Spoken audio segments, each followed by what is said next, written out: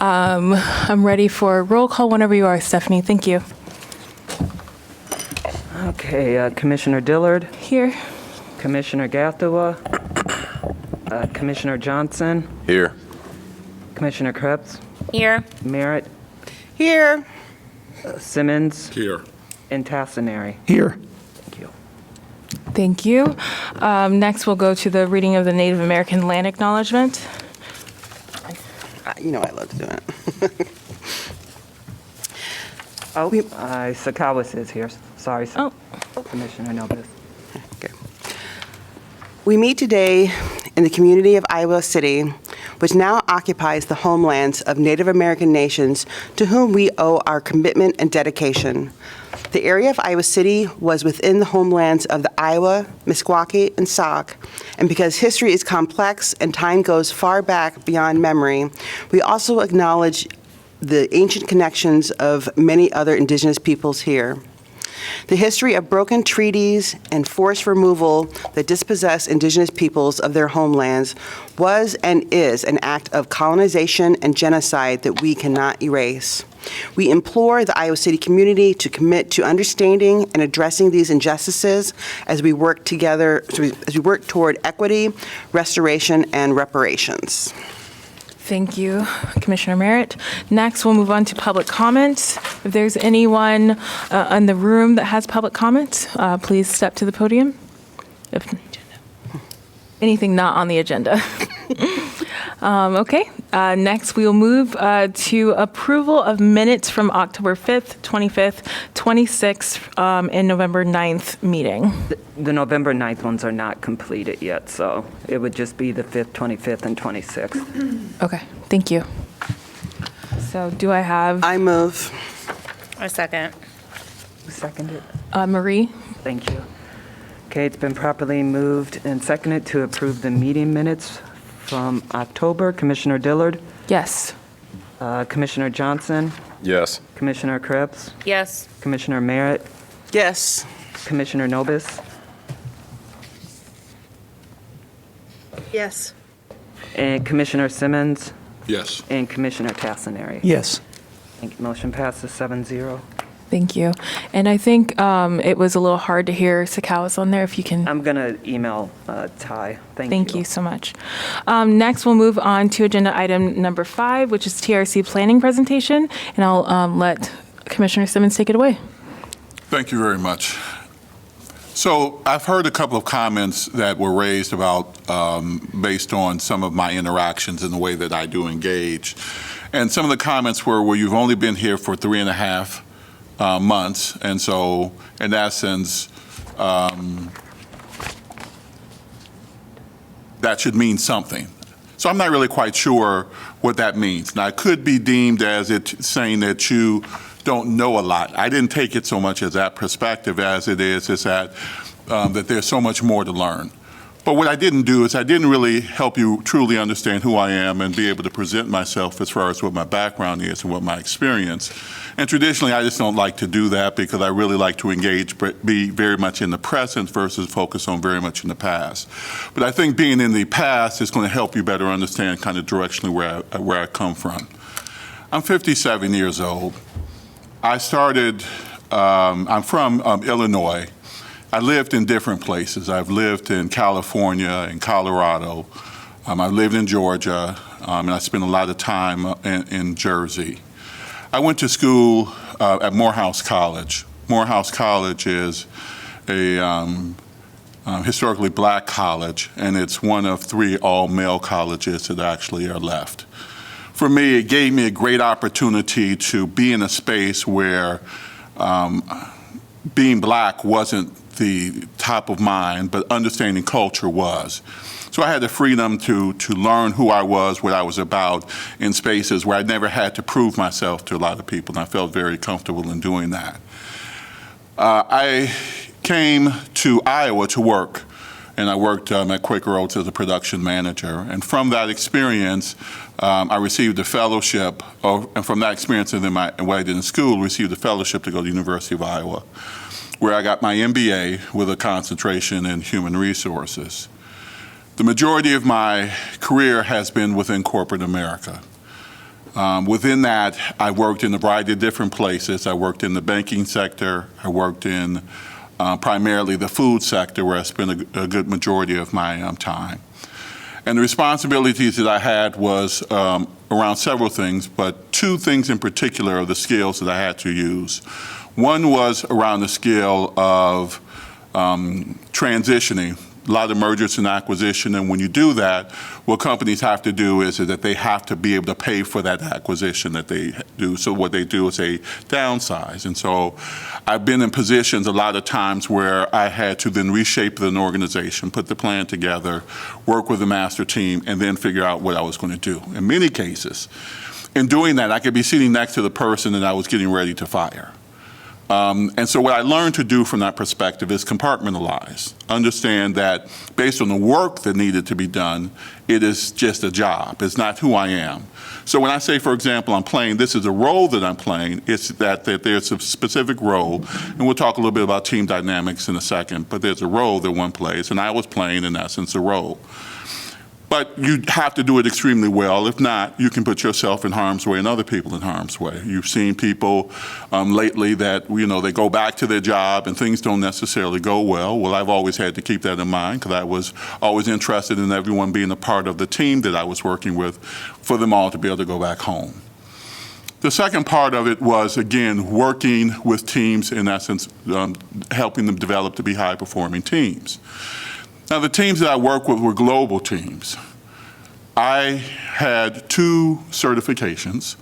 One is called an SPHR, which is a Senior Human Resources Certification. And the other is called a GPHR, which is a Global Human Resources Professional Certification.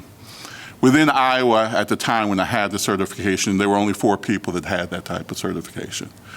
And worldwide, and these are worldwide certifications, around less than 10% of the HR population has that as a certification. It's very difficult, in essence, to get. I'm very humble that I was able to get it, but in order to get it, you just have to work very hard and really understand your skill and understand the work that you're doing and how you're doing it. But it gave me the opportunity to work with people across the world. So my experience wasn't just that I worked within a given location. My people were all around the world. They were in Zurich, they were in Brussels, they were in Singapore, they were in Brazil. My team was everywhere, and so I had to work that. And then you have to deal with cultural things that are different between working with people around the world. So it gave me the sense of really understanding, performance and where people are at. So I leverage all of my skills to continue to learn how to bring in people, because you, go through a lot of change. You move people, you bring in new people. You move people, you bring in new people. And the goal is to say that you bring in the people, and as we'll talk in a little bit, teams go through their challenges, but as you bring them in, you have to get them up to speed very quickly. And there's certain things that they can do. One is that they can read about what has happened in the past. If there are any type of notes that they have, those are notes that can be given to them. 2 is that they can have interviews with people to better get a sense of, in essence, what's going on. And so that will also be, again, very helpful. So the process of doing stuff of that nature is something that I've always used to be able to get up to speed very quickly. I very much try to work and then to connect. I chose to leave corporate America because what I would say professionally, I was really more of a professional assassin. It was a job, I understood how to do it extremely well, but you eventually get tired of tearing things down, you ultimately want to build things up, and that's why I came back to Iowa. Because I was either coming here, I was going to go to New Orleans because I wanted to build something, and so I came back, and then I was head of human resources for the hospital and clinics as well as the College of Business. As soon as I got back, I found myself doing the exact same thing that I was doing in corporate America, and they were asking me to cut heads. And this was not the life that I chose that I wanted to live. So, and I ended up leaving there, and then I was on the board of an organization called Diversity Focus. And Diversity Focus was an organization that was put together by many of the large companies within the area that had made a decision, and led by Rockwell Collins, that made the decision that there should be an investment in the community to make the community better and make it more enjoyable for all people, regardless of where they're from. And so they put together a plan around $4 million, in essence, to be able to do this. And I remember when I got the position as CEO and president, you know, I remember having a conversation and saying, hey, look, I'm really, you know, I appreciate this. This is work that takes a long time. I'm really concerned that, you know, we're going to not have overall enough money. And what the person said, don't worry about it, we got it. We'll always have enough money. Well, I found out that they weren't true, as they choose to retire, and then the others choose to retire. As the champions retired, the project, in essence, died. And that brought in, you know, some different things. But some of the beauty of some of the things of what it was able to do is that we created the Iowa Soul Festival. It was a vision that I had. I worked with a student in order to do that. We had Buddy Guy come. Buddy Guy? Mm-hmm. Buddy Guy come. We had around 5,000 people out. It was just a beautiful sight. If you were a part of it, great. If you weren't, you should have been a part of it. It was phenomenal. I got pictures somewhere. I got to figure out where they are, but I got them. It was just a phenomenal experience. And the goal was that we wanted to get people to get connected, but for them to feel like it was home. So that one day it was music for everyone, and the next day it was really music for what I would say for the culture. I say all of that to say, my more than 35 years of working on this project and working on teams, that I understand how challenging that things could be. I don't believe that I'm the smartest person in the room, and actually I have not the desire to be the smartest person in the room. But the one thing I do realize is I understand the value that every individual brings. I believe that our consultants have brought great value in the work as far as trying to put some structure together in the work that they've done. I believe that the staff has done great value in really trying to help us figure out how, in essence, we connect based on what's happening with our consultants, to what's happening with the commission, to what we're trying to do with the community. And I believe our leadership from the City Council has done great things of trying to say, we're not quite sure where we're going. We know we need to go somewhere. Let's figure out how to get somewhere other than the place that we're at. But we need to ultimately get there. And I really appreciate that. So the first part I just wanted to let everyone know is that I'm very thankful and very appreciative of all of the work that people have done, in essence, to be able to get us here. But I understand when there's something that's missing. And the thing that you need to understand is that when there's a true component that's missing, that in essence, it will have the ability to hamper the overall success that you get. You can be in the exact same situation where things are going in the right direction, and all of a sudden things are stopped, and then you're crushed. And that's some of the challenge, in essence, that we've been facing, is that how do we make sure that all of the pieces are there? Now, when you're building and working on a puzzle, most people are taking the puzzle, they're taking a look to see if there's a picture, and then they're trying to put the pieces that maybe fit together and trying to get enough of those to fit together. Most of us assume that all of the pieces are there in the puzzle, and only find out till later that that's a possibility that's not true. Not all the pieces are together here.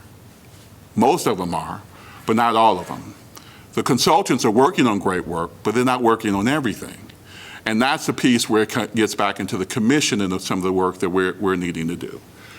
So I'm going to have you go to the next slide real quick. I might be able to just give you the clicker too. Click. Okay, I can do that. And I appreciate you allowing me to sit down here. There's a lot of leg room. My knees ache. So, but I appreciate that. Let's see. Is it working? Make sure the mic's. Okay, we'll have me. Oh, it was more of a it's a PDF. PDF. Gotcha. So here are the pieces that, in essence, that were given to us, right? And I tried to put them in the order that I think that they were given to us. There was information that was given to us about strategic doing. There was information given to us about fact-finding, truth-telling, right? Things around reconciliation. Now,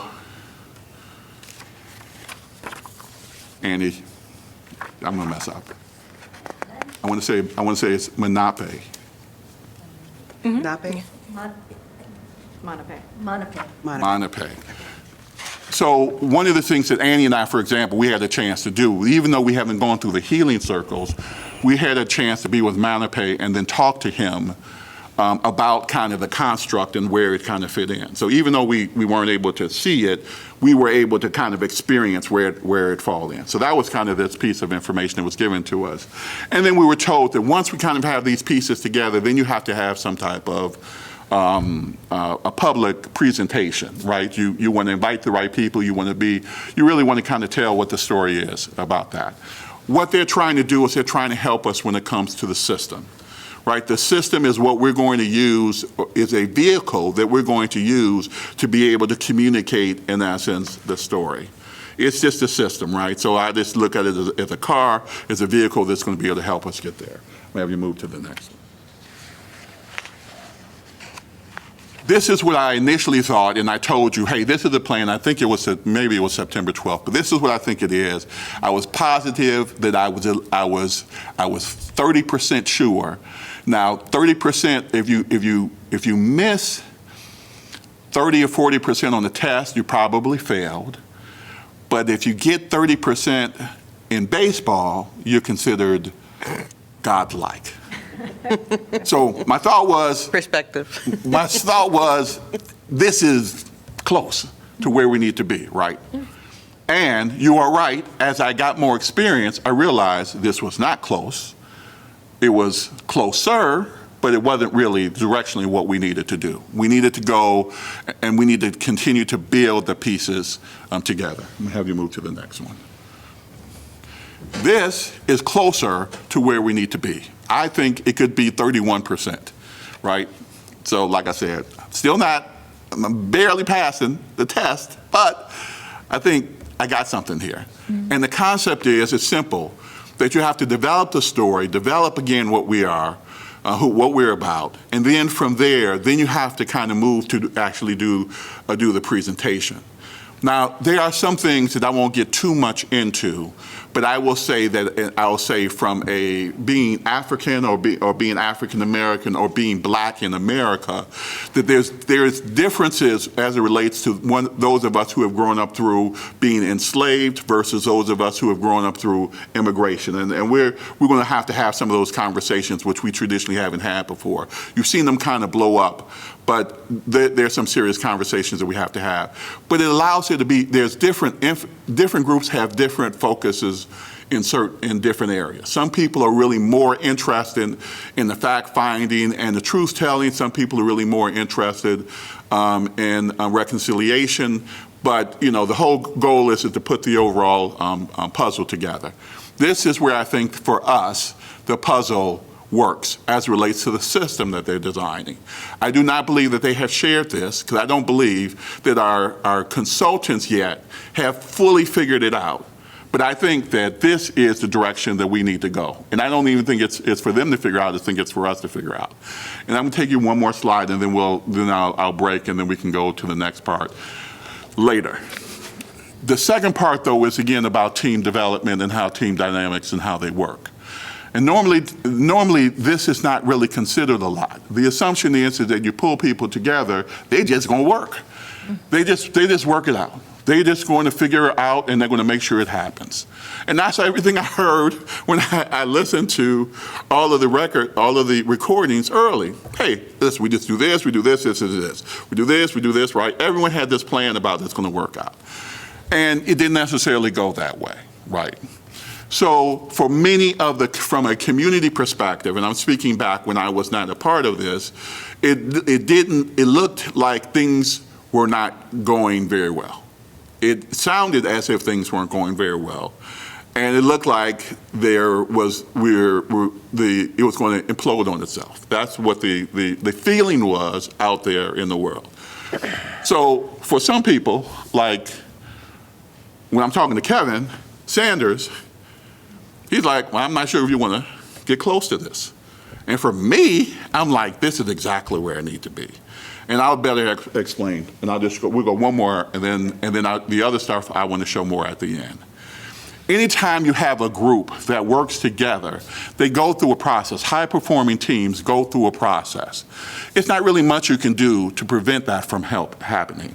It just does happen. Sometimes it is not as painful as it is in other times, but it just will actually happen. But this is what I've learned because I've been in these experiences where it's been extremely painful. The deeper you go from a storming perspective, the higher you go from a performing perspective. You just have to figure out how to survive it, right? So if you can figure out how to survive and get to the place of norming and then start moving towards the performing, then you will achieve something spectacular. I just don't mean average. I just don't mean just something that everyone does. Normally, if people don't go through a lot of storming because they're very polite, they normally don't get very great performance. They get something done, but it's not like, special. This group has the ability to do something special. I mean, very, very special. And that's what I felt in my heart, that the goal is not to quit. Quitting is the thing that allows everyone to remember the devastation of trying to do something exceptional.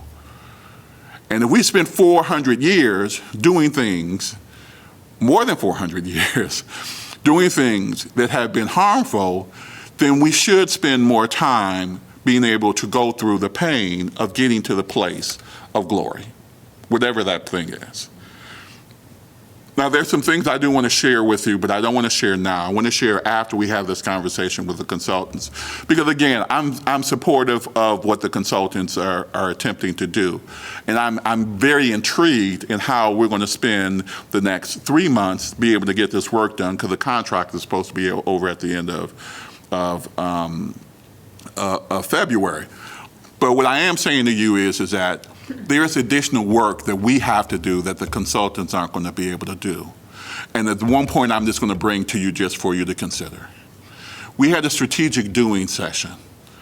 And in the strategic doing session, one of the challenges that V was having with us was, let me say it differently. I don't know if she was having a challenge, so I can't put that on her. One of the challenges that I was feeling that we were having is that we needed to get people to the... Can we refer to V's pronouns, or they? I do apologize. Thank you. One of the things that V was asking us to do was to be able to provide people to go to be a part of this event. When we say, hey, here's a whole list of people that could be a part of it as relates to them being on who are part of these nonprofits, but we never really address the issue. And I had a conversation, if you remember, that said, if you go down the rabbit hole, eventually you're going to find a rabbit. Well, today, I'm going to show you one of the rabbits you found, which is not directionally where we, in essence, wanted to go. And I'm going to show you how we, in essence, used a person to take us, that was a rabbit, but it wasn't where we were headed to. So there's a part of us when it comes to the team that we're trying to put together, or the people that we have to focus on working on, which really doesn't have anything to do with the consultants. They need us to provide them the information. And if we don't provide them the information, they will send us back down the rabbit hole. It's not that they intentionally are trying to harm us, but it is that they don't know what we know. So my hope is through this experience that we ultimately get to the place that we get stronger, as I felt we've been doing, and more unified. And I don't mean we're getting more agreement. I don't actually believe in more agreement. I like our conversation. I think it's perfect. But that we get in more alignment as far as the role that we're supposed to play as commissioners. I'll show you the rest of it. There's only like 2 more slides, but I'll show them after we talk about the rest, if you don't mind, at the end. So going on to the next agenda item is what you're saying? Okay, thank you so much, Commissioner Simmons. I will open it up to public comment right now, if there's anyone online or in the room that'd like to add comment on this. Okay, let's move on to number 6, which is discussion and next steps. First one, A, team dynamics and some recommended projects that will build stronger community connections. And I believe that's you. That is, but I'd like to hold off on that. You wanna if move mind. that? Okay. Yes, please. Okay, let's move on to our facilitators and review of facilitator trainings. I believe that this might also be a time for commissioners to ask any questions that they might have. We do have Dr. Schooler online representing Kearns and West, and is there anyone else that I'm missing up there? I don't think I see anyone from Think Peace online. Okay, so last week, we had several commissioners state that they had some questions or some concerns about things. So if there's anything we want to all discuss or just talk about our many trainings in the last 2 months, now I think is the time. Of course, you can talk with anyone outside of the meeting, but we can all gather right now and talk.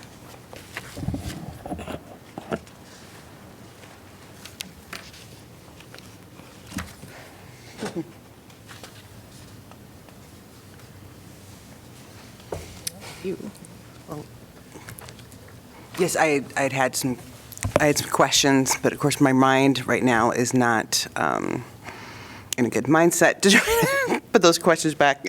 I'm hoping after going through the presentation, they'll come back to me. So I will hold on to those questions. Okay. I do have questions, but yeah. I want to make sure people have a chance to ask questions. If anyone else has any questions right now, go ahead. So I don't have any right now. No. So, Dr. Schooler, when we were having this conversation around fact-finding, the goal is to, in essence, to gather information. We've ultimately made some determinations of certain areas that we want to gather information on, but really don't quite understand kind of what that process is. Can you describe more about the process that you're going through in order to give us the type of information that will allow us to act upon it? Sure, just want to make sure I'm audible. Y'all can hear me okay? We can, yeah. It's a little low right now. Up a little lot. I never got. I'll see if I can- Heard back from anybody. But if you just speak up or yell into your computer, we'll try to see if we I can hear will you. yell. Thank you. Anyway, it's good to be with you all. Thank you for the chance to be with you. To Commissioner Simmons' question, which is a good one, I think that I see this as a process with a few different steps. You know, the first step was what we completed with you all in September to identify areas of interest. I think the second phase of this is what we had undertaken or begun to undertake before the pause, which was to begin identifying the best sources of information on the topics of interest and what data sets are sort of readily available to us to then share with you all so that you can get a sense of what the facts may be apart from the truth-telling process. And then I think that the third part of that is assessing the gap or what gaps exist between the data that's already been collected that's available and the data that you all would like there to be in order for you to render some recommendations on that topic. And so that's where we would need to present to you all what we've found and ask you for your analysis, but also to ask you for your direction as to what we should additionally try to find, whether it be through, field work, questionnaires, interviews, some method that doesn't interfere with the truth-telling process of statement gathering and so forth. And then once we ascertain what that missing link is and we collect that information and then share it back with you, then, essentially the lion's share of the fact-finding work is meant to be complete.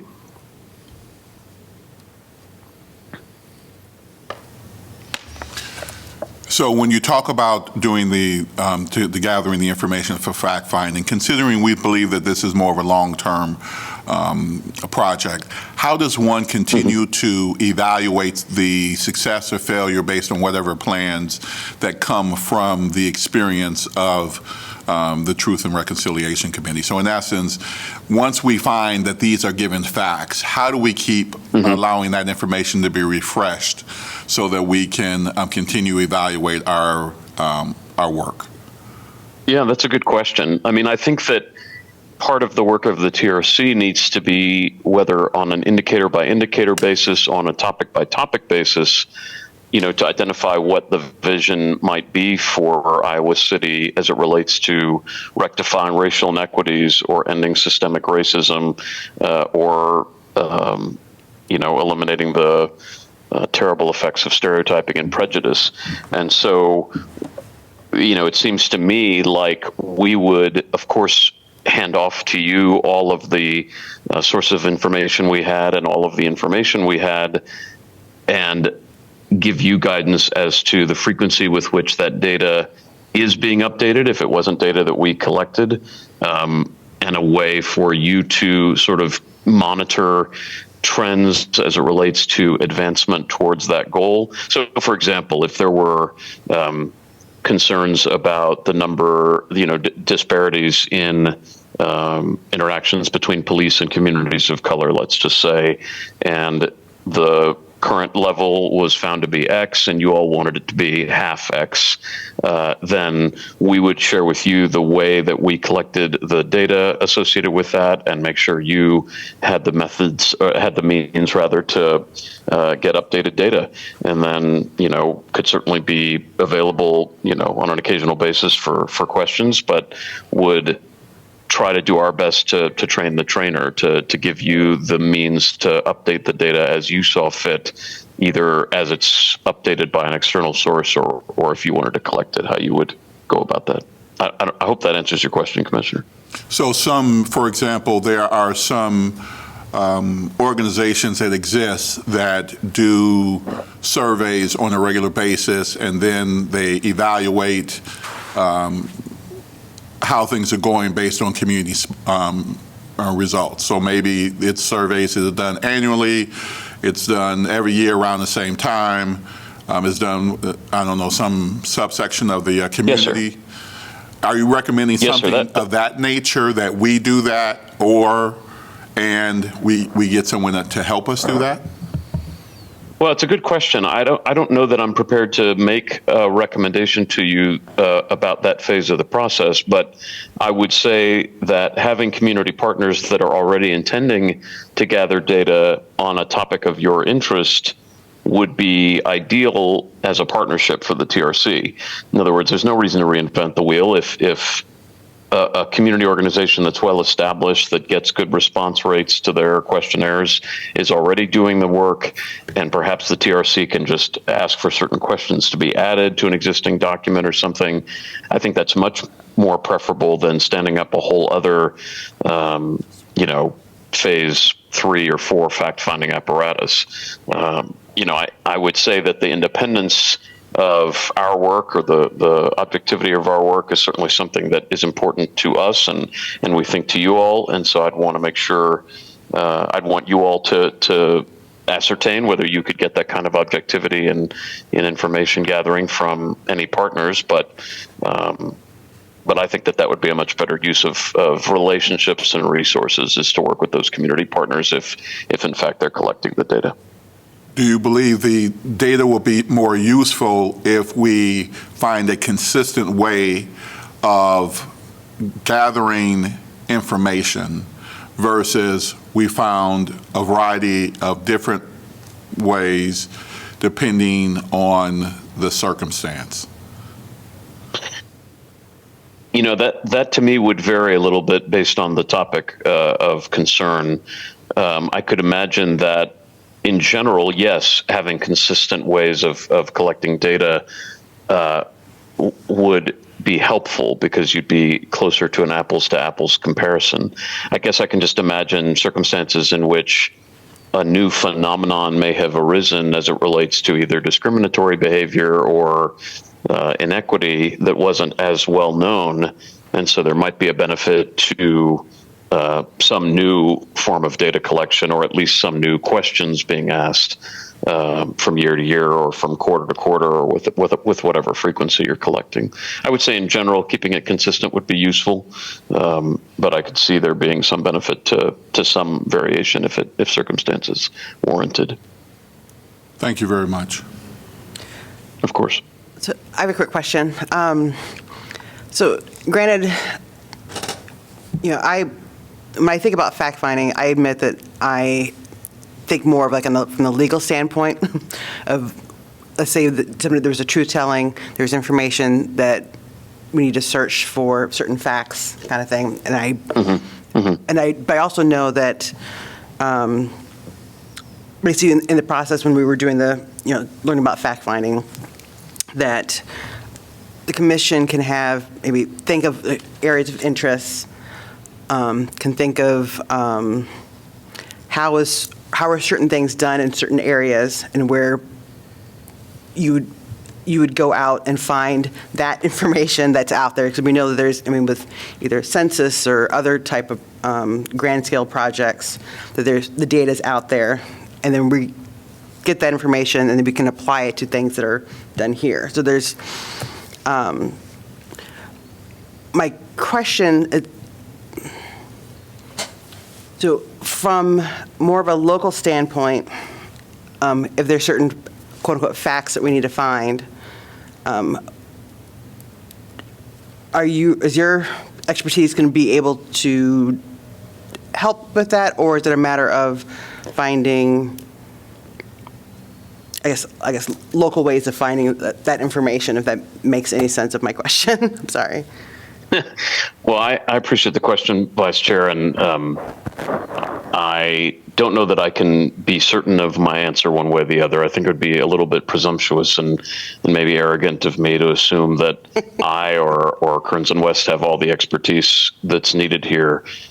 We certainly believe that working with both people like V, Annie, and Lois Grace, as well as other community members, to consider what data should be collected that hasn't been, and how is worthwhile. What I think we bring to the endeavor is expertise around the act of fact finding in the context of a TRC, and the art of the experience with the social science side of this kind of research. And so we'd like to blend those two things.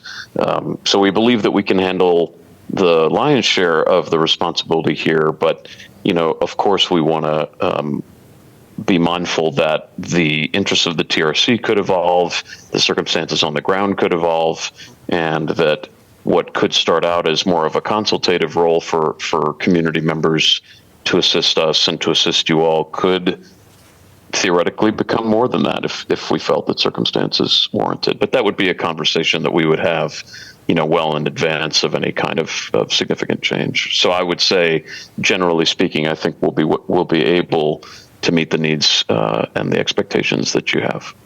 Do you have access to like case studies, academic case studies that might not be as much of a large scale, but might be specific enough that it could apply, especially since we are in a academic environment? I was just wondering. We very much do. Yeah. I mean, this is the primary area of my research interest at UT Austin, and the combination of work that is associated with other TRCs like Greensboro and Maine, coupled with international research, gives us access to that in droves. Absolutely. So, so potentially down the road, if there's the permanent commission, being able to have access to some academic, I guess, case studies, there's whatever else, accounts, might be a beneficial tool. Yes, absolutely. And I would just say that, I don't know that what we've presented to you so far would qualify as academic case studies, but certainly our intention when we were initially there in August and then subsequently in September was to say, here's how Greensboro and Maine have done this, and and Canada, and here are several, considerations that you all will want to take up as this process evolves, including, how this commission wants to define something as a fact, and what constitutes, authenticated information and so forth. So we can certainly dive more deeply into not just those three, but others. But that's very much top of mind for us is, how have these commissions undertaken this complicated work, and what kinds of standards have they put in place? Their research methods and that kind of thing. Absolutely. No question. Absolutely. I'm good. Thanks. So I'm wondering. I do just want to thank the vice chair for that piece of music you sent me. It was extraordinary. Thank you. You're welcome. So Larry, I'm wondering, some of the tension that's occurred seems to me to be the result of this mini firewall in some ways between the consultants and the commission. And I mean, it's a permeable mini firewall. Yes, it is. Is there a way for you or others to reach out to us collectively or individually on a more routine basis? And I'm not really sure how you would do this, but I'm just wondering, Commissioner Simmons has talked about his area of expertise. Okay, all of us have areas of expertise. And it would go a long way towards dissolving that wall if maybe that was recognized more uniformly and consistently. And that's just a general idea. So I just wonder if that's something you've thought of, or I can imagine it also making a mess. I don't want to go. No, we don't fear that at all, Commissioner. And I know that I recall from one of the visits that we made to Iowa City that we heard that there were difficulties with, for example, uploading our work in progress to a cloud drive and allowing you to view it, that somehow that was infeasible. We can continue to explore that. But the point I would make is that we will make ourselves available and are happy to schedule, regular conversations with each commissioner as we did in the run-up to the September event, so that we could get an initial sense of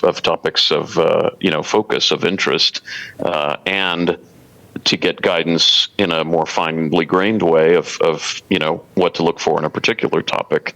But, as I say, we're happy to share most, if not all of our work as it's happening so that you all can review it, make notes in it, et cetera. I don't know how open meetings laws affect that or how technology with the city affects that, but just know that whatever is feasible, we will be happy to accommodate.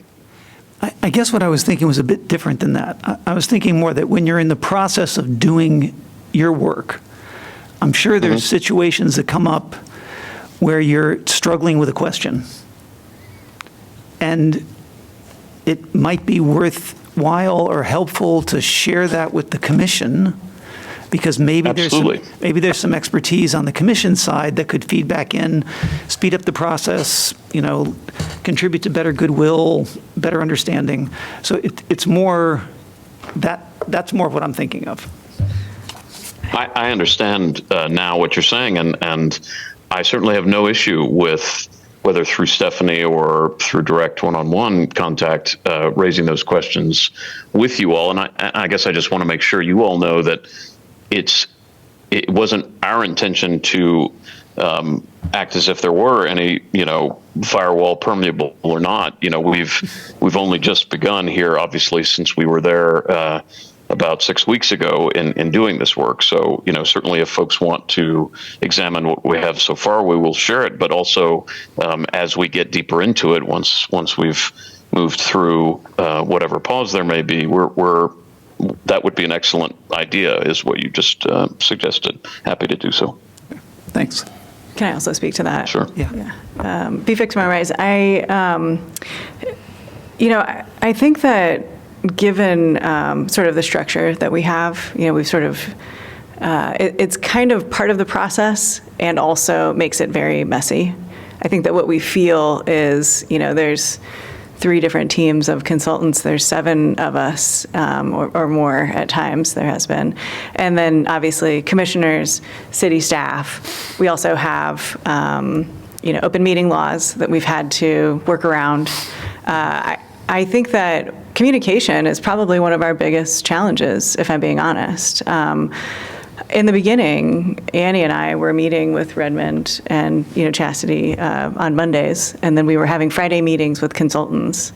That was seen as Annie and I representing the team, and we were trying to do our best. We're local folks. We want to make sure that we're having human interactions with staff and making sure things are being communicated. And our understanding was that communication needed to go through staff to you. Right, that because of open meeting laws, that's kind of the course of action. That process was deemed, having these 2 kind of Monday, Friday meetings was sort of deemed as, not a best practice. And this is all part of the process. We're trying to figure out what works and what doesn't. So I'm glad that we're here. I will say that, we tried to combine city and consultants together. And it just didn't really work. And I think that there were a variety of reasons why that happened. And it's unfortunate. And I think we've tried other ways of communicating. Our consultant team, as I said, there's several of us. We need time also, as you need time, to digest things, to figure out what's our work plan, how are we going to present things to you, when is timing, who's coming to town, like all of these kinds of things. And then we were also having to respond to your questions, city's questions, trying to get things like moving through. So I think that probably it's something that we just need to hit the reset button on. Like things that we've tried in the past have not worked. We know now that there are real processes that we have to follow. And I think that there's a deep desire to make sure that there's as much communication as possible between us and the commission and staff. In terms of creating the shared folder, we can revisit that again. We have no problem sharing information. You having access, obviously, Andy and I are in town, and I think that's fine, but we're also not these experts, and it's through no fault of my own. This is my first Truth and Reconciliation Commission, right? So I'm here to help as much as possible, but it really is Think Peace and Kearns and West that I know have a lot more expertise in this, so making them more available. I think that we need to strategize on what are some of the best practices. Because what I also hear is that the commissioners are tapped out. And so having more meetings with us also is not necessarily desirable. So I think that we need to really, in this next iteration, as we kind of work together even more in these next few months, my deep desire, and I've heard it from other commissioners, is, how do we improve that communication and transparency? It is a deep desire from the consultants, and it has been stagnated. And there are a variety of reasons, like I've said. I'm not going to go into those, but I think that we just need to hit the reset button, look at what has worked, what hasn't worked, and move forward in a better way. So I really appreciate the question, because it's also it's a real concern for us as well. And I would love to think creatively about that and how can we provide some suggestions. So thank you. Thanks.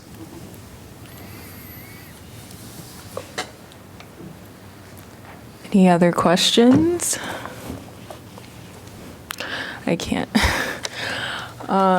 Did you have a question?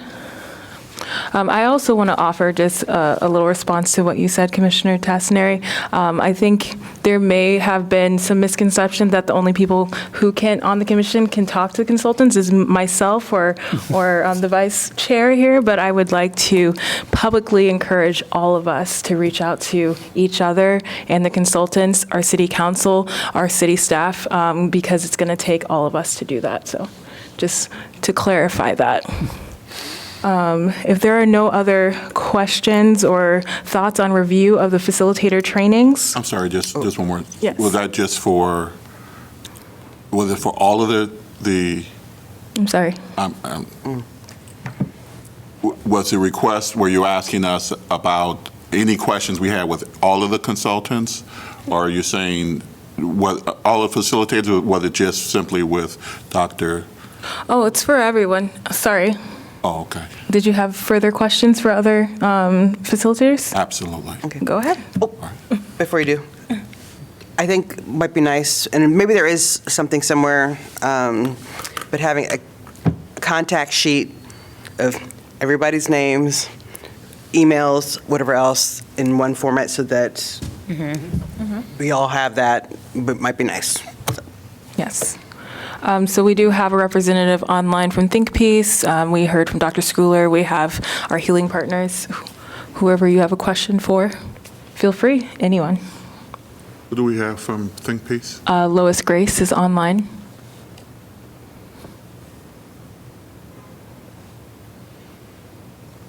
In Maine, right?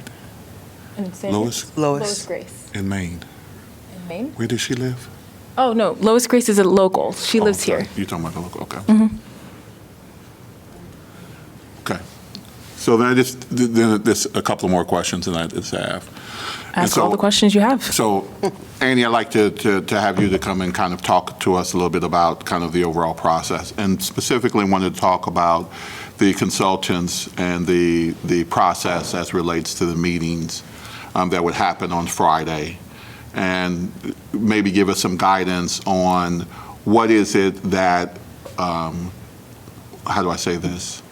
What are the formats of the meetings that happen on Friday, and what are some things that the consultants need from us, in essence, to be able to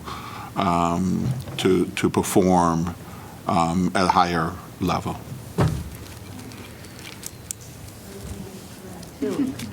So you just want to hear what our meetings are like on Fridays?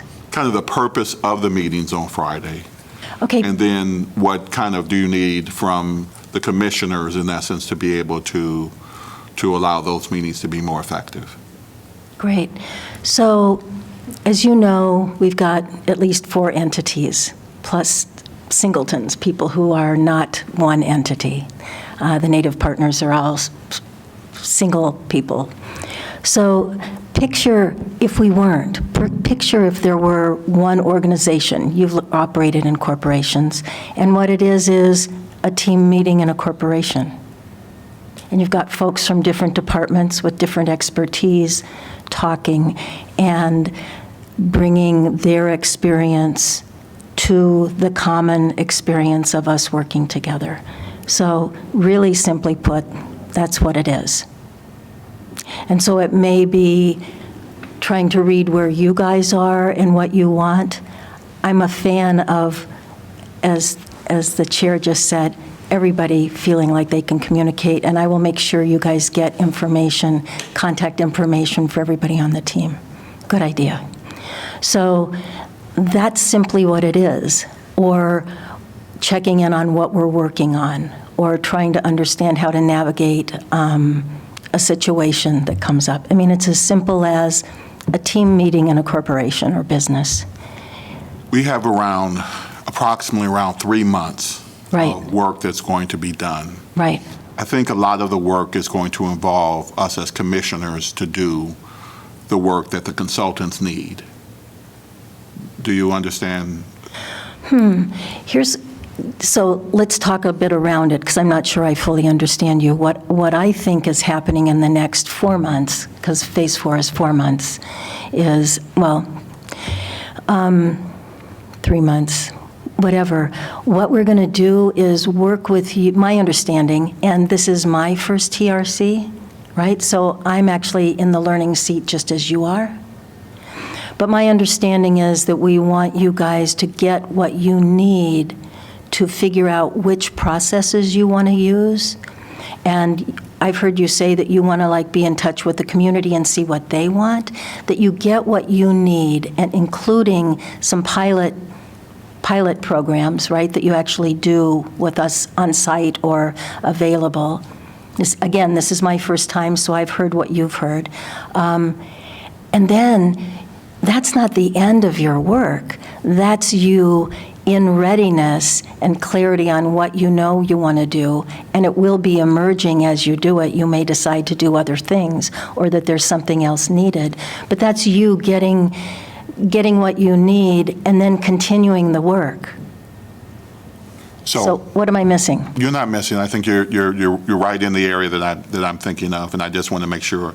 So as you start thinking about the work that we have to have done, what is it that we, as commissioners, can do to provide the consultancy information that they need, in essence, to allow us to be able to achieve that? So, and let me just step back. We understand that we're not going to actually do the actual work. We understand that we're creating a model to make sure that the work will be done, and we're trying to put the model together. Right. And you may even do you may even actually hold one of them. We'll practice. As a practice, let's say we'll right. practice. Yeah. So my question is that as you think about kind of the team, that, the consultancy team, my question is that can you think of, and I ask you specifically because you seem to be very perceptive as far as understanding the dynamics of what's happening. But my question is, are there things that we need to provide the group that will allow the group to perform at and I'm not saying they're not performing at a higher level, but perform at a higher level? Are there things that we can provide that will be helpful, that they can help us, we can help them help us? Cool, thank you. So here's what I think. This is my sense, and I'm, as experienced in this as you all. But I think what is next is, part of what's next is what you guys have already identified. You want to percolate with what you've learned. You want to come up with questions. You want to ask us if you're going to be talking about, if you want some of the experts on hand when you use your meetings, time that you've already personally set aside, to when you're using that time to percolate, sort out, wonder about, have questions. If you want us, some of our experts in the Zoom room, to be available to help feed you information as you're deliberating, as you're brainstorming.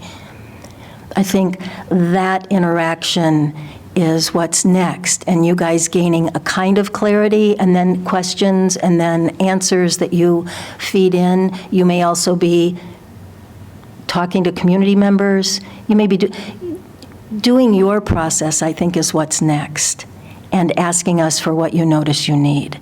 And if you have someone who you're talking about truth-telling, and you've got Eduardo or Dave or Melinda on the line, they can help you go further with some information and further deciding what's best here. So I think that what you've already identified as what's next is what's next. And us keeping in better communication so that you have access to anybody you want, and us seeing if we can have people here, or you can ask for people here as you target particular topics on particular nights of your meetings. Does that make sense? Yeah, I do understand. Yes. Okay. What did you just say? I do understand. Thank you. Is there anything else around that you want to talk with either of us about right now? Either of us. Well, I'm thinking V. I have questions, definitely for V. Okay, great. So those were your questions for me. Yes. Okay. Anything else? Thank you, Annie. Okay, thanks.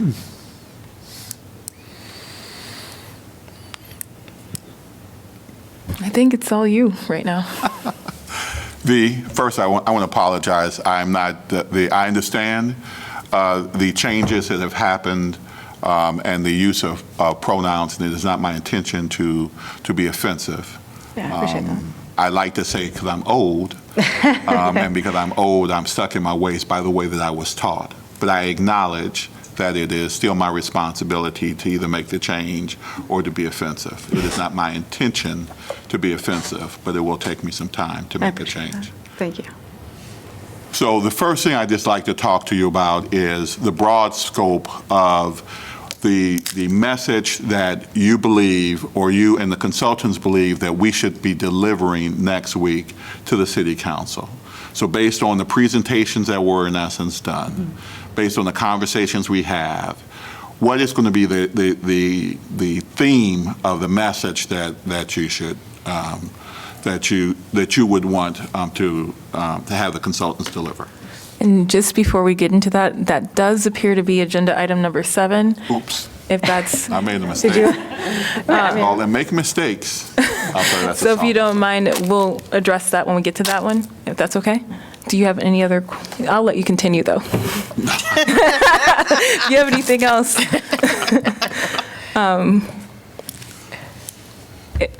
Does anyone else have any other questions? Because we can move on to that agenda item very quickly, unless there's other items related to next steps for Phase 1, for the next one. Real quick, I would love to ask our city staff if it's possible to, for city staff to help out with the press release, or if that's been thought of at all on your end and I just didn't know about it for our presentation, if that's possible. Okay. Just to put it out there, the good work that we're doing.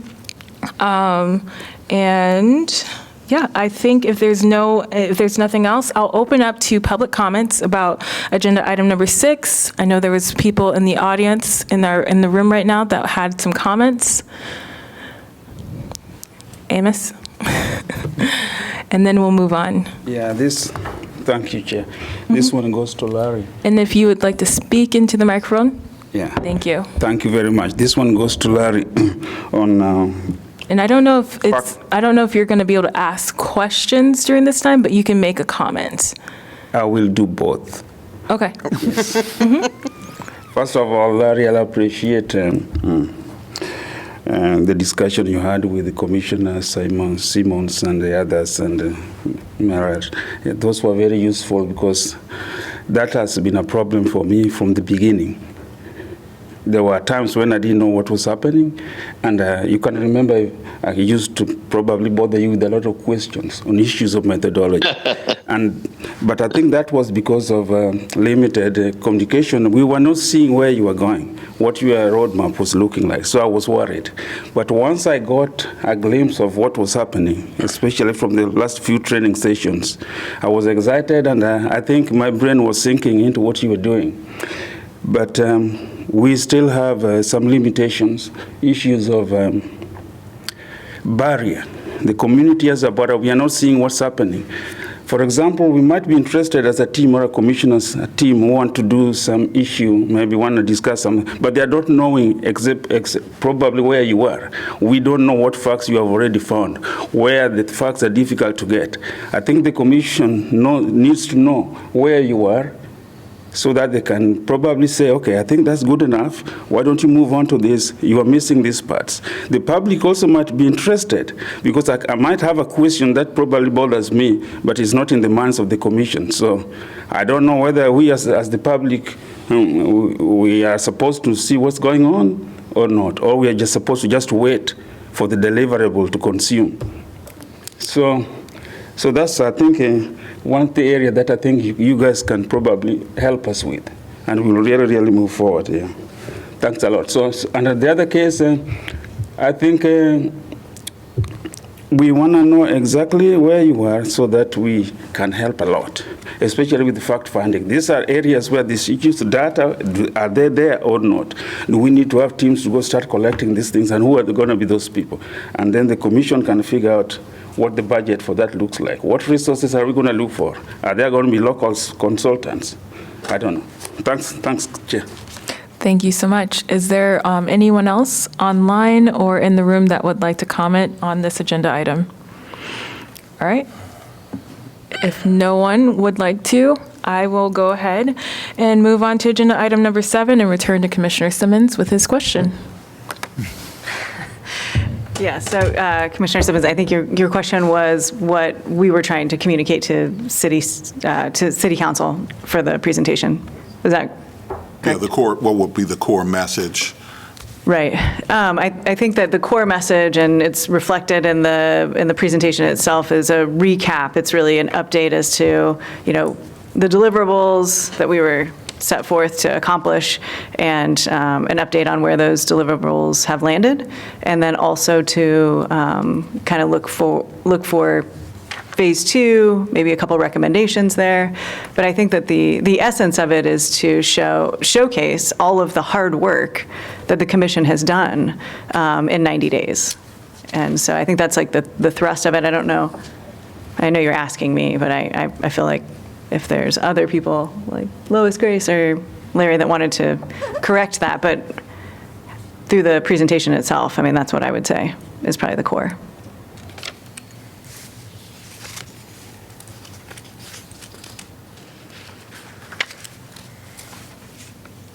I don't know if the silence is for me to fill, but I have nothing to add to what V's said. I mean, we're anxious to just share what we've accomplished so far with you all. Okay, well, thank you both for, or whoever, worked hard to put together the presentation in front of us. I guess just wondering how you envision this going on Tuesday. How much is this you handing it over to us to present? Is it you all presenting with us? How are you envisioning it? And then us commissioners discussing what we want to do. Yeah, so this is a draft. We put this together because, this is the scope of what we were charged with, but certainly want to, express any mode of collaboration that the commission would like to take on. Obviously, we created the presentation. We could certainly give it in this format. It would be, I think, wonderful if commissioners, did some discussion in the beginning, or if you have things that you want to highlight. This was what we hoped tonight's, time together would be to look at the presentation and identify, this is the bones of what we have, and how would you like to, modify, add, edit. I think that we feel comfortable leading what we have presented, and also wanting to make sure that we're uplifting you all and the work that you've been doing, and what you want to do that night as well. So open to suggestion, I guess, wherever you want to start. Awesome. Are we able to see this on the screen, Stephanie? Are you using Eduardo's? What? The presentation that you're using, is it? Yeah. It's yours? So we all put it together, but he submitted it. Okay. Yeah.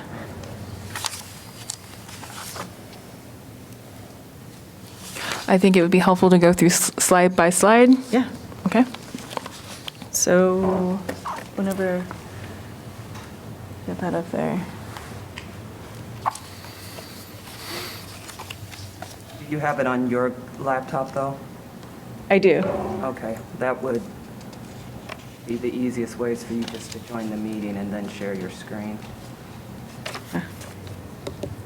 And while V is, joining, if anyone has any thoughts on anything, right away we can begin discussion, I believe. I had one sort of quick thought. I think the presentation is really good because it focuses on the work and not on people who are involved in the work in some ways. On the other hand, I'm wondering if something from the commission in the way of a quote or whatever is useful. I don't want it to distract from the work, because really that's what it's about. But just one thing that struck me is that there might be a place for that. I'm also wondering if this would be a good opportunity to reintroduce ourselves, especially as Commissioner Simmons has introduced himself to us tonight, to reintroduce. I just feel like it really helped me understand everything that you are bringing to the table, and I think it'd be important for each one of us to be able to reintroduce ourselves to the city and the community and why we are on this commission. Alongside the consultants, but we're leading it. So we can, I think that might be a good thing to start off with as we try to rebrand. And speaking of rebranding, I think it'd be great to put our logo on that we worked hard on to just, set a new tone. I take everyone's silence as everyone's agreeing. Agree. Okay. I agree, just as long as we can keep it short and concise, right? Because we don't want to take over the presentation with that, but I think it's a good thing to do. I anticipate time-wise, this should be under 30 minutes or The entire presentation, or the entire presentation, or maybe not. This is a question we're evaluating right now. Sounds reasonable. I feel like it will be longer than it will be. I mean, it's probably more in the ballpark. I mean, just give yourselves an hour. Be based on questions, pauses, whatever. Like, I think that just, right? I mean, I feel like that's fair. Whatever. I'm looking at you. Are you saying an hour during the city council meeting? Yeah. I mean, I think the presentation probably could be more in the 40-minute section and then 20 minutes for questions or comments. I don't know. But I think setting it there so that you're not surprised. I think that's too long. I think that the theme is that we're trying to say is we've done great work. We got some more work to do, and we're pretty excited about doing it. Let us roll. Not those words. But that's the sentiment of what we're doing. We don't really want them to know how we're making the biscuits. But Sure. does that qualify as the deliverable that is supposed to be presented in phase one? There's, yeah, absolutely. It is just a presentation, so I don't think it matters in terms of timing, if that's what you're asking. I just want to make sure that we provided enough information of each of the sections. Yes, we might want to have a goal for it to be concise. Well, I think we should give them all the information, right? Yes. So giving them whatever the presentation should be, I think they should have the presentation. I think that's fine. I just think that we should Make it sharp. make Have it one sharp. statement for all of us instead of each person give a statement? Is that what you're saying? Right, we have a chair, we have a vice chair. They can speak for us.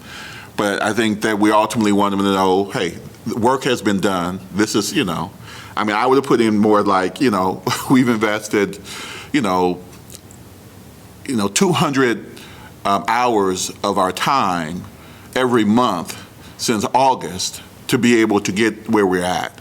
We're pretty excited. There's so much more work to be done. We can't stop now. You with me? But my message really was not so much of the wording as it was the timing. That if we get them to support us, then we want to get off the stage and roll. That was what I was trying to think. But, I mean, we're going to have a slide presentation that's going to go through all our steps. This is what's going to express everything. And then we're going to have like maybe the 20 minutes or whatever else that people answering questions or the city answering city's questions. I'm thinking it will not go over an hour. I mean, presentation, question answering, I'm hoping it's not going to go over an hour, but definitely expect that we might have to be there for an hour. I mean, I hear you. I'm with Commissioner Simmons. I mean, we're just giving a progress report. We're telling them, like you said, we are excited. Thank you so much for giving us this opportunity. Let's move forward. This is the great things we're doing. I don't think we have to get into the nitty gritty. I mean, all the city council members have access to everything that we've been doing. If anything, this is just an overview for the community. Like, we don't have to be super detailed, in my opinion.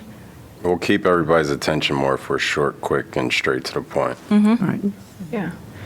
I think that if the consultants have already created this presentation and they're telling us it's going to be about 40 minutes to an hour, then we just do that. And also, let's remember that our city councilors don't ever pay attention to what we do. They just like to For Laura Burgess. come at us. Who's present? Laura Burgess pays attention. So I'd like to have some detail in our presentation. I mean, I would appreciate that. but that's just my opinion. And then also, you were asking, or somebody was asking for us to introduce ourselves in this presentation again. Like, is this like per person or like as the TRC? Like, if we're individually introducing ourselves, like that's going to take some time as well. So I don't want it to be too long. I don't need it to be like a minute each, like just a reminder of who we are and who's on the commission. I think that's more important.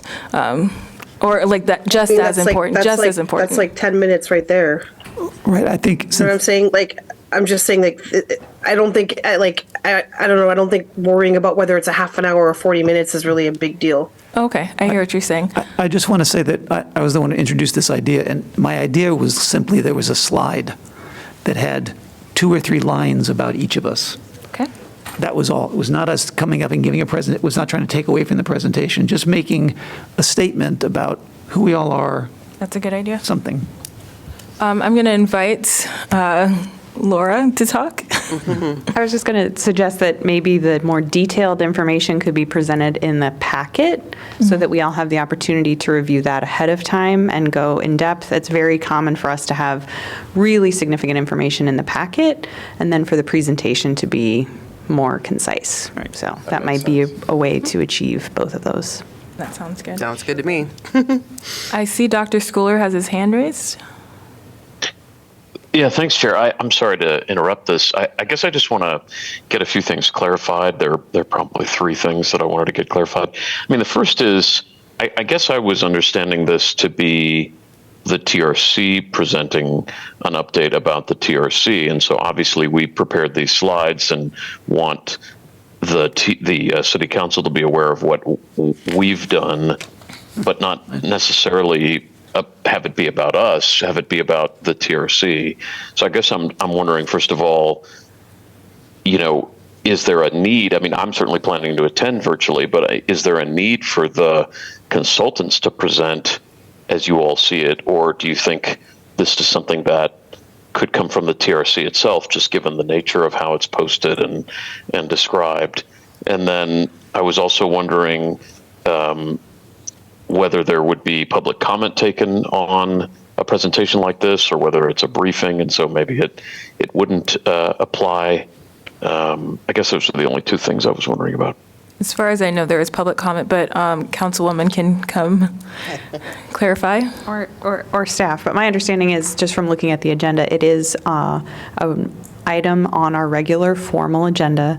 So the practice of the mayor is to allow public comment on every formal agenda item. So there would be public comment and presumably the opportunity for the council to engage with the presentation as well. Okay.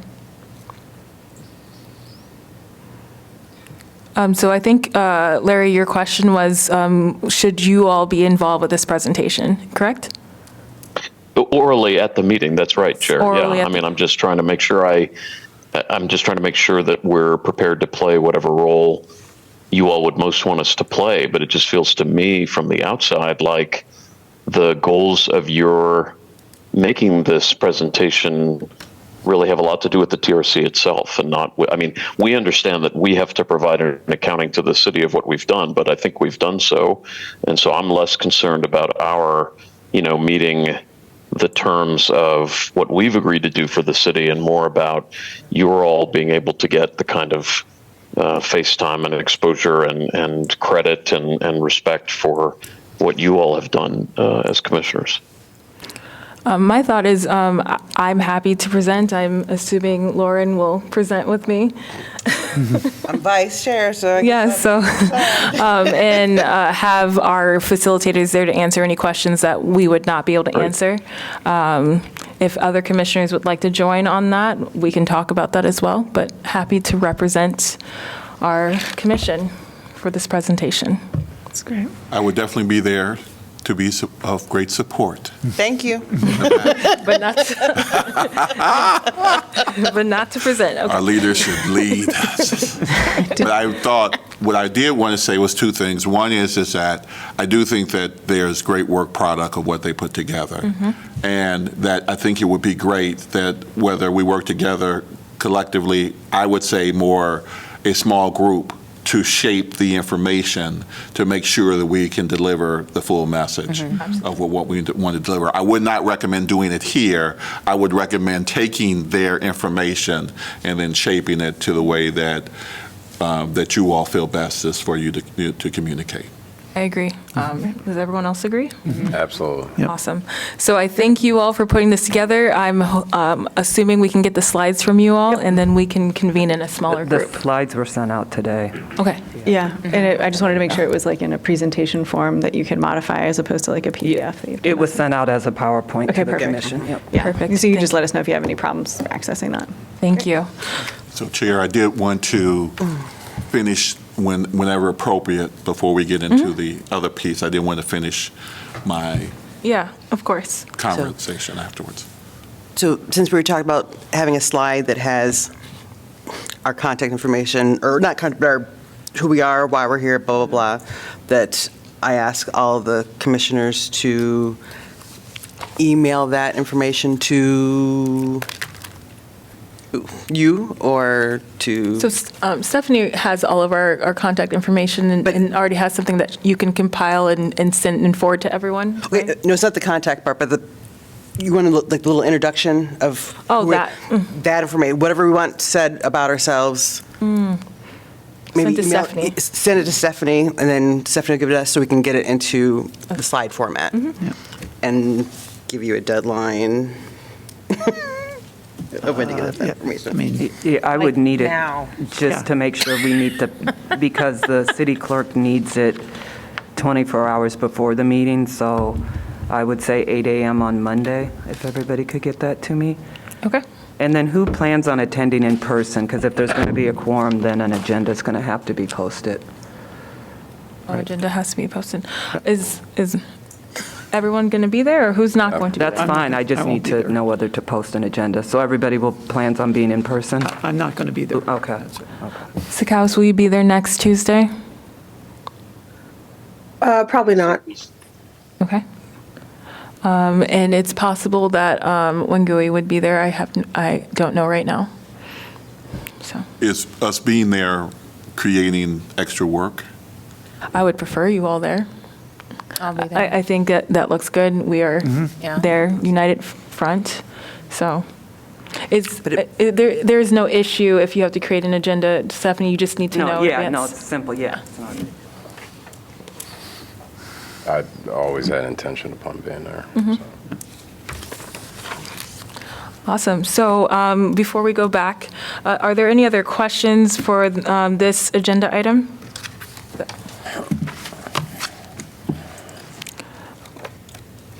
I guess, do we have the graphic for our logo, all that kind of stuff that we can do put it? Okay. Okay, if there's Who do I no, need to send that to? Or do you want me to just send it out? if you can send it out to all of us, that'd be great. If there's no further questions, I'm going to open up this agenda item to public comments and invite people in the room to speak. This is going to be short. On the 3 deliverables that are going to be presented to the council members, there are a lot of things that are hidden, especially public participation. How are you going to demonstrate to her that we have been involved? Yeah. It might not be out very clear here, although my picture is here and somebody's picture is also here, but I don't think that's what they're going to use. So there should be a strong statement on how the commission has involved the community and the response, the reflection of the community, perception of the community. They might want to hear, because we have been doing this for 2 years. So that might not appear in the deliverables as they show up here. Thank you. Thank you. I'd like to go back to agenda item number 6A to finish the discussion that Commissioner Simmons had. So I am recommending that there is some additional work that we can, in essence, do. There's work we're going to need to do with the consultants, but there's some additional work we can do. And so I just want to throw out a couple of projects I would really like for us to consider and some additional funding, in essence, to do the project. Now, the way I feel about truth giving is that it is the annual event that we every year can spend a weekend to have conversations with each other that we traditionally do not have. And it's not just about things related to some of the initial work, but it's about all things that are related to things around trauma, or things that's related to about relationships, whether it's interracial relationships or Black love, or whether it is about land, or whatever it is, that we can use this event, in essence, to be able to every year to get together and have these conversations and have people to be a part of the conversations. I think we should invest heavily in it, but I do believe that at least short term, that we should come up with a model that we think that it can be bigger than what it currently is. I think that this is one of those type of things. I really believe that this is one of those things that, in essence, you can start getting many communities to want to use. I see one day there being a place where people are having to travel around to figure out what this is and how do they implement it in their own communities. I think that it is the one thing that we should strongly invest in order to make sure that we constantly have open dialogue on a regular basis throughout our process. And so the work that has been done, I'm just in awe of, but I think that the progress of it is something that's significant. So it is just my suggestion that we spend some time to figure out how do we make it bigger, as well as spend some time to make sure it continues to be authentic, and also that it has resources, whether it's talent, whether it's time, or whether it's treasure, to be able to allow that to happen. The second project I have is that I believe that we should have an MLK breakfast. I've had conversations with Kevin Sanders, who is here, from the NAACP, and asked if we could use an event of that nature to do something around sharing information, truth-telling, fact-finding. I talked to Dr. Schooler to see if he would be willing to be able just to do something or present something that allows us to start testing the waters and how do we collaborate with, again, organizations to be able to share to share information. Something that is done is on a regular basis. We don't have to do it ourselves. This, again, is another opportunity for us to be able to move forward. I think it's something that could be done in January.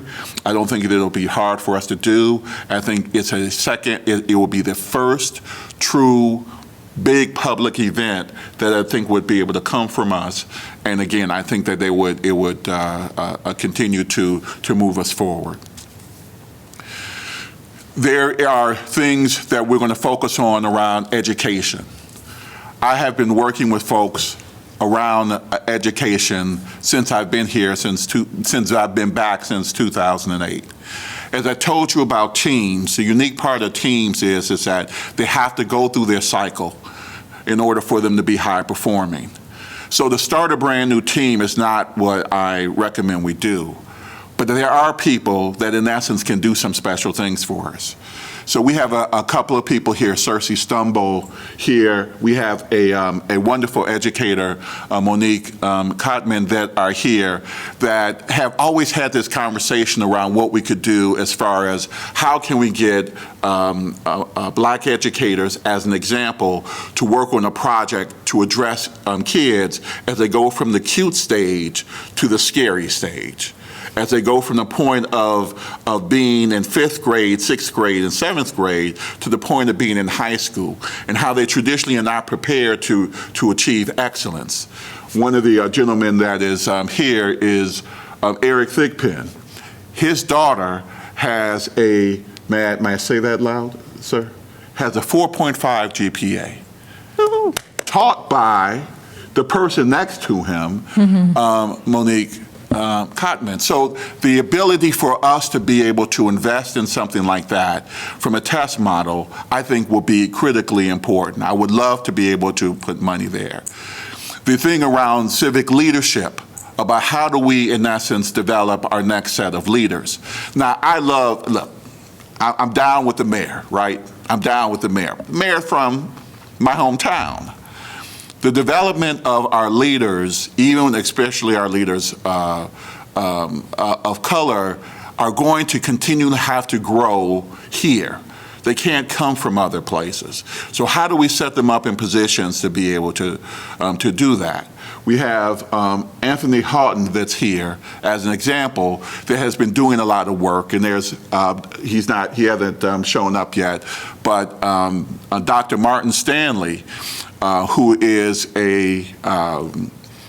works at Mount Mercy, he's been doing a lot of work, and we've been thinking about how do you do some work here versus there? How do we, in essence, prepare our youth to put plans together to develop them so that in 20, 30 years, we have the type of pipeline that we need, in essence, to be able to grow. Black business and wealth, this was something that I thought Cliff and I would work on. This is something we could work with Angie on to be able to figure out how do we really grow the ability of people to have the type of businesses that they don't need a business and a job. They can actually grow their business. And then what happens to us is that then we tend to take that money and we want to invest it in people. We want to invest it in infrastructure. We want to invest it, in essence, to continue to grow a sense of community. So can we work through plans about being able to do that? And then finally, the two other things that I want to bring up. One, again, is around housing. I told you about this whole concept around the rabbit hole. And so there are two people that I asked to be a part of some of the work that we were doing. One person was Anthony, but the other person is Corey. And Corey is here. Corey, just raise your hand real quick. Corey is here to do some work, and his expertise is with employment. But his passion is with housing. You see, Corey is here. He has his undergrad degree. He's come from Florida. He has his undergrad degree here, and he got his master's degree here. But his debt is around 6 digits. Mm-hmm. He works in Iowa City. He plays in Iowa City, but he lives in Cedar Rapids. Now, we can talk as much as we want to talk about affordable housing, but I really believe that you put someone like him together, you put someone like him and Eric Thigpen together, and we have connections with people in Ohio that have design plans where they own their own properties, and they use their properties in essence to help senior citizens for senior living. So the concept of get your foot off my neck isn't that we're saying that we always need a hand up. It's saying we just need a chance to be able to do the work that we need to do. But if we move Corey towards him doing unemployment, then he's having to work through a system that he knows only has certain limitations. If we move him towards his passion, then maybe we can get to the place where someone who has a master's degree will then want to come and live in Iowa City because he has people that will help him be able to get a home. He can afford the mortgage payment. It's a down payment, right? And so how do we, in essence, put things in place so there are people that want to work here and want to play here, but they can also live here? And so that's another project. And then the final one, which is, listen.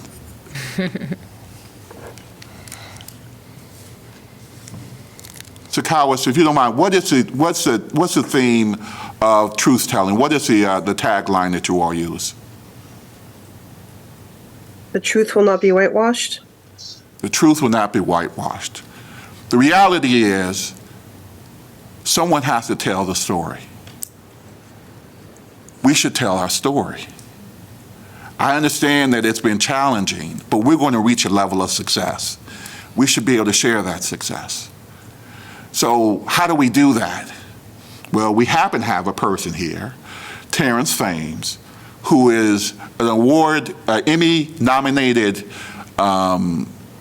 filmmaker that can help us tell our story. He lives in Tiffin. His business is in Des Moines, right? But we're trying to get him to move his business, in essence, to Iowa City.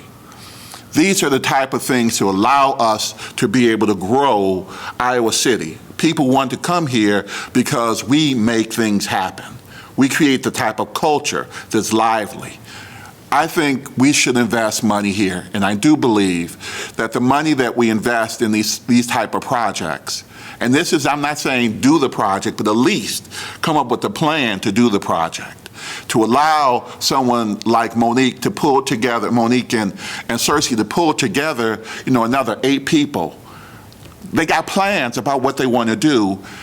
If we can do that, then these are the type of things that we should also have as a part of our presentation. It doesn't talk just about the past and what we've done. It shares a plan of the future and why the work that we're doing makes all of the difference in the world. So I would ask that we really think through this. We ask for additional funding to be able to do these type of projects. Look, it'll take some time for them to do it, but I think we'll start continuing to build momentum with the community as long as we can have the community involved as being a part of it. And there's Dr. Charles Martin Stanley, if he just would raise his hand, that again, just came from an event. But these are the type of things that I think that the community is looking for. That's what we can uniquely do. That's what I would ask for us to consider.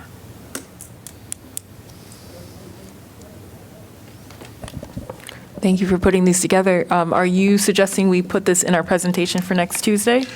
I would at least suggest very minimally that we say we have plans for the future, and here are the type of plans. We need some additional funding, but here are the type of plans that we want. So just kind of hint at that, or ask directly, we need more money in next Tuesday? I think we should ask. That can be part of the community piece, I feel like, your That is the slide. community piece. Exactly, so. And that list is not like, that's just one idea, right? Because it's mostly like a list with Black events on there. So we need to add, Indigenous events, Latina events. I don't necessarily agree with that, and this is why I would say that. It's not trying to limit it by that it's only Black events. What it's just simply saying is that if we can show some things of projects, these aren't all projects that are going to be quote unquote done, but if we can show some type of things, then we can show them what the possibility is. So we can, if there are other groups that we believe that should be a part of it, I'm fine with that, but we want to show people what the possibility. This is just examples, right? These are examples, but these are examples. We should work through the planning, not so much the doing. Do you understand what I'm saying? But I am wondering if it inadvertently, I don't know, it makes me feel left out. I would say just inadvertently may send not the message we want to send. So if we didn't include all of those, if we said, here is an example of some projects, and there were 2 or 3 top ones, that might make it seem a little less imbalanced to some people. I think the most important thing that I'm trying to push more so is, because I'm giving these for you all to look at. Right. The thing that I'm trying to push is first, our chair and our vice chair can put all the information together and present it in a way that they feel is best for it to be presented. And that's in all forms of all the information that we get them.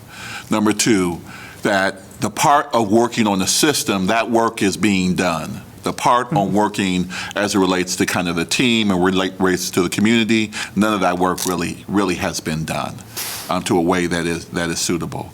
And if we can at least be able to show both pieces of it, not that it doesn't, like I said, some of it could be the doing, some of it can be, just the planning of it, then that will show them that it's important. And then the last piece is we need funding to be able to do that. Yeah, I'll leave it up to the chair to decide how to do that, because I just worry about asking for funding in this particular meeting, but maybe that's the right thing to do. I'd love more discussion on it because I can see both sides. So what does everyone think? I agree with more discussion on it. To address what Commissioner Novus was saying, just if people want to suggest other events or things that they're already connected to, because I think that's what you're saying, you already have these connections, so we can talk about these potential connections as future activities that we could be involved with. Yeah.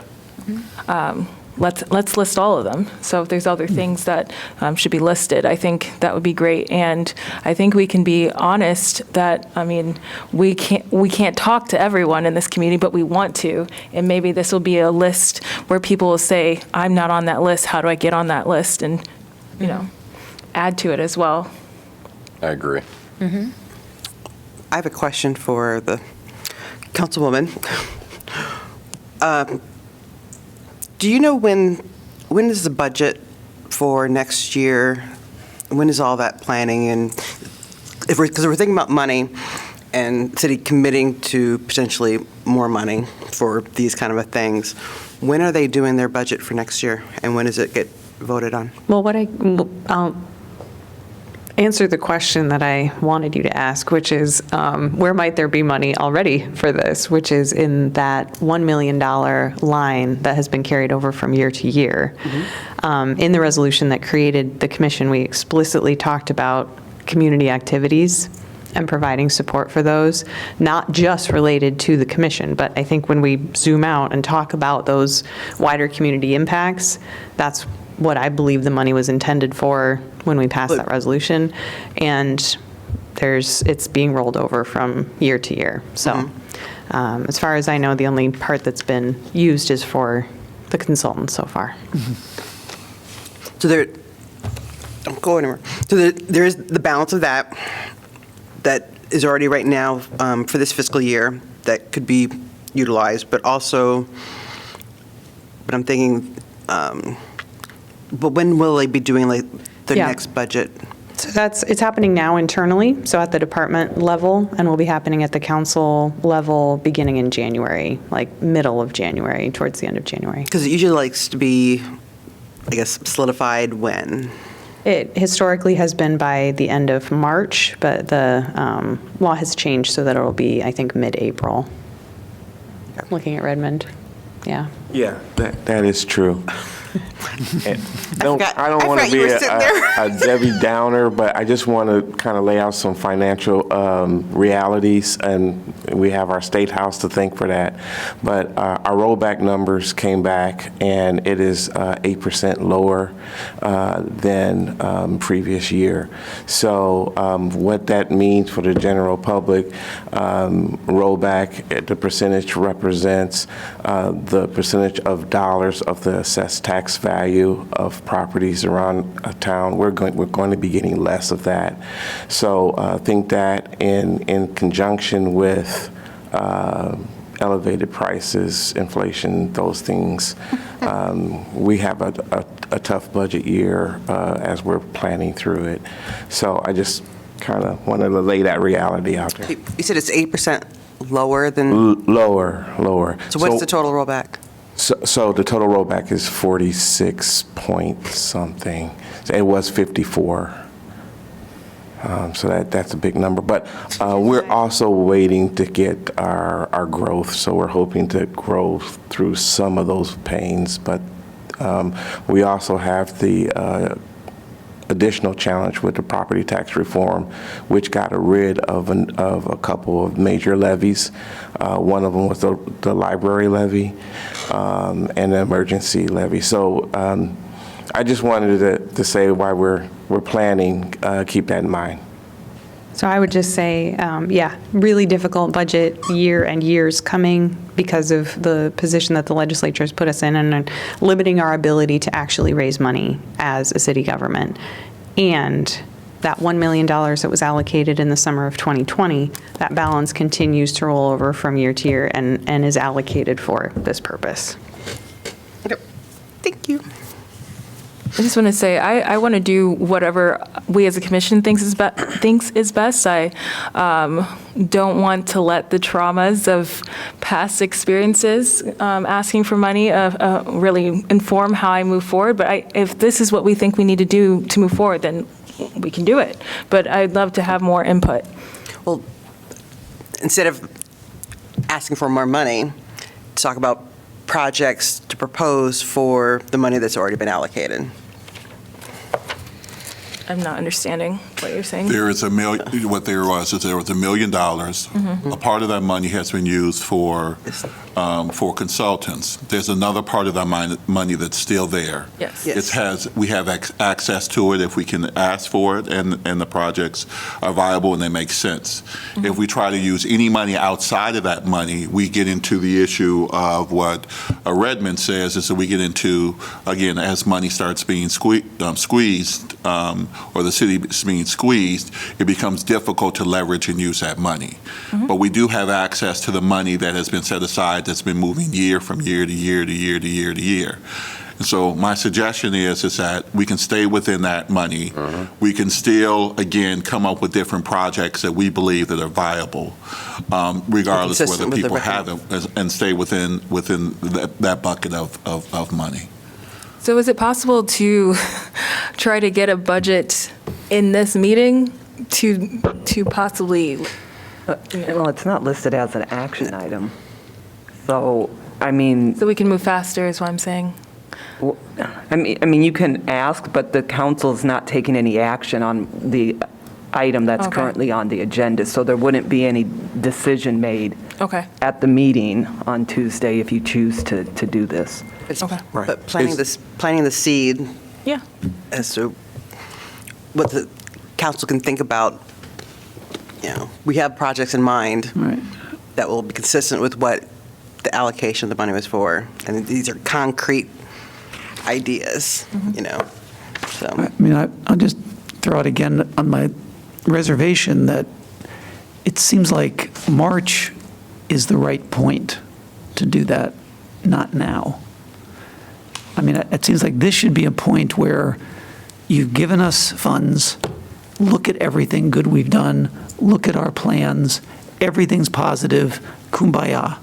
It's not complete, though. And then, let me finish, and then when we get through with phase 2 is the right time to ask, but maybe not. I'm just saying that's just the way I'm saying it. No, I think you raise a very good point. I mean, I think that, again, from a timing perspective, it's better to do it later than it is to do it earlier. The challenge is that from the project perspective of its success, it's better to do it now. And I'm not saying it is the pre-sale. It's to say, hey, look, we got some good stuff happening.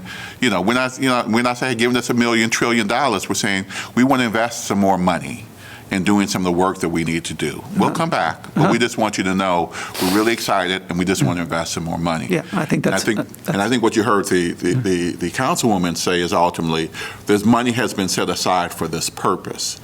So I would not want us to give an excellent half-baked completion of our project when we had the time, talent, and treasure to be able to give a full presentation. Yeah. Okay. But you are right. I wish it were wrong. So is this the direction we want to move forward in? I'd say yeah. I just say the pre-sale. Yeah. And it gives everyone a chance to kind of take a look at what other projects we should want to consider. Okay. Any other discussion or any other items that we need to talk about in this area?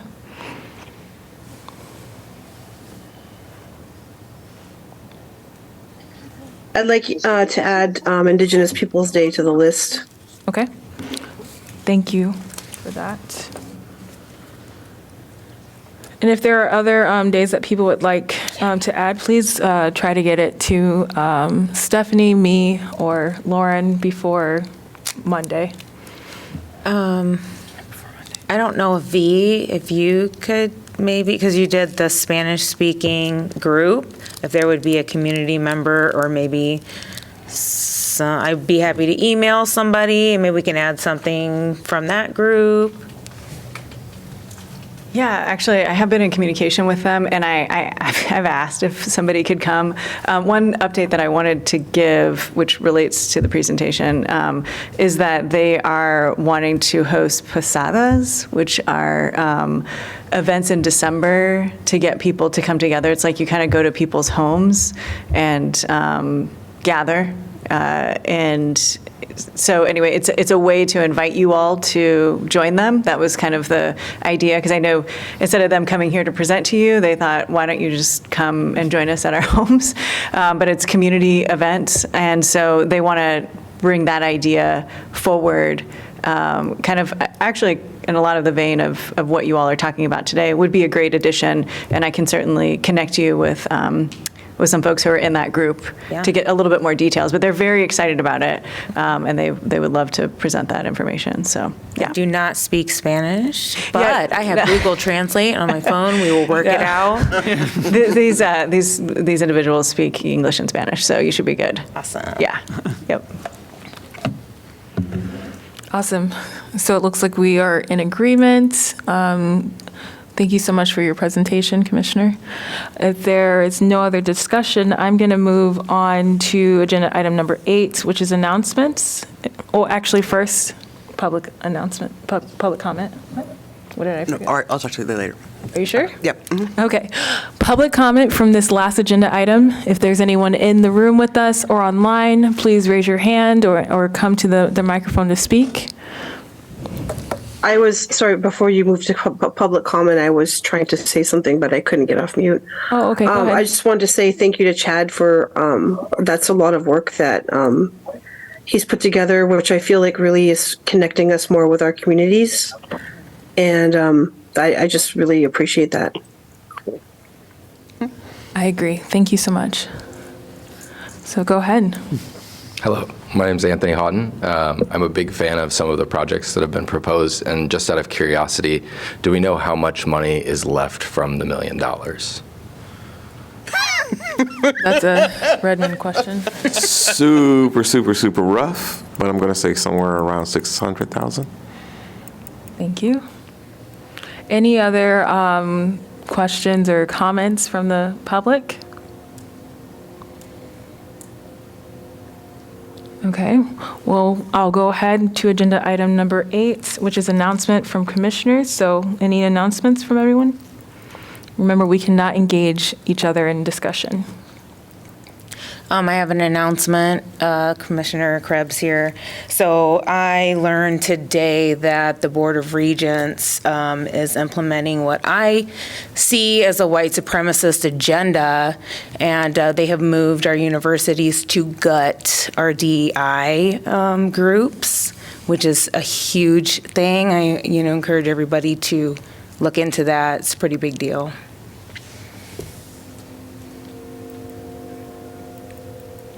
Anyone else? Yeah, I'd also like to let folks know that there is a book ban happening now within our school systems across the state, and that severely affects books written by Black and Brown and Indigenous folks, and as well as LGBTQ and Two-Spirit folks, and even it even bans books, that talk about, bodies and issues like sexual assault and more.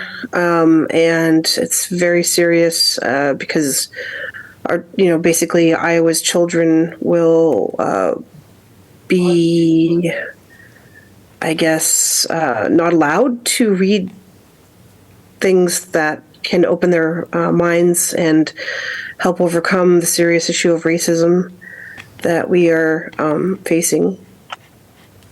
So that's one announcement. And then I'll go after, I have something else, but I have to just bring it up. So if anybody else wants to go.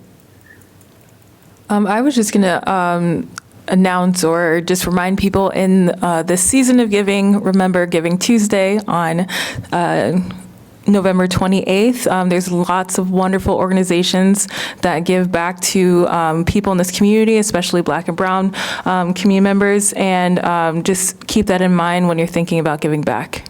So.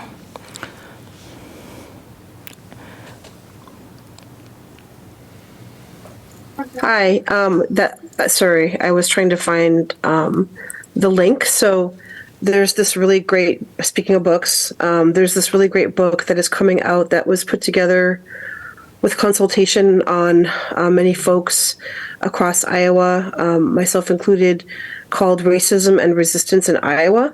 And the book is being launched. I'm not really sure like what's going on with it, but like it's out there at this point. You can pre-order a copy of the book for $25. And I think it's supposed to be coming out in January. I just think this is really important for folks to know, especially as part of the TRC, and just because this is what we're trying to do here. So I could send a link to Stephanie, and maybe I wish we could get this stuff out to the public. I guess that's my problem, is how do we get links and stuff out to the public? I got know how an to do email that, about Stephanie? that and had already ordered some of those books, because there's more than one. It wasn't just the Racism and Resistance. I recall there was a few other ones that they were also advertising. But so orders have been placed for all of those that were in that email. But I can still send the link out to the commission. It's not a problem. Okay, thank you. If there's no more announcements from commissioners, are there any from staff? Just a reminder that that's a very tight deadline. So the city clerk's office is, they run a tight ship. So if I can't get it to them in that time, then it is what it is. So send pronto. Okay. Thank you. Redmond, did you have something? Stephanie did a Okay. great job. Okay. Well, I'll open up to adjournment. Any motions to adjourn? So moved. Second? I'll second. Second. Thank you.